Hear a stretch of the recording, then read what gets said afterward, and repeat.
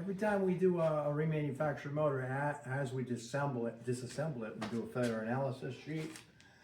That's this sheet right here. We're going to include a print of this. And we check things like, is there water in the gas? Is there water in the oil? Did it have a bad high-speed injector? Did it have a bad fuel injector? A bunch of things. And we'll include this, so if you need to use it, you can use it. This is a very unique problem that happens on Yamahas, and it is probably the owner's fault. So this is something really easy to prevent. This is the onboard oil tank for a 200 Yamaha EFI. So this has to be filled with oil. It's filled by the remote tank in the boat. Sensor goes off, says, bring me oil. This is your sensor. So it goes down all the way, it says pump oil in it. Go all the way up, the pump stops, if it goes down halfway, a light goes on, says you're a little low on oil, pumps back up. So what happens is they do a nice thing, they put a filter in there, a strainer. So if any crap gets in here, it doesn't go into your mechanical oil pump that supplies oil to your engine, doesn't blow it up. So it's a pretty clever design. There it is. There's that slide right there, goes inside the filter.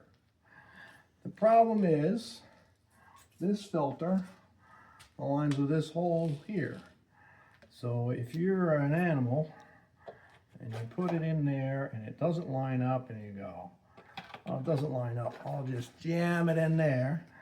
Well, what happens is you deform the strainer. It turns into this instead of this, which would be no big deal. It's a little off. Well, it also blocks off where the oil goes into the engine, but it also stops this from going down. This was jammed up. See where it's indented there? It didn't let this float go down. So it's going, well, I got plenty of oil. No alarm goes off, and probably no oil gets to the pump. Runs out of oil.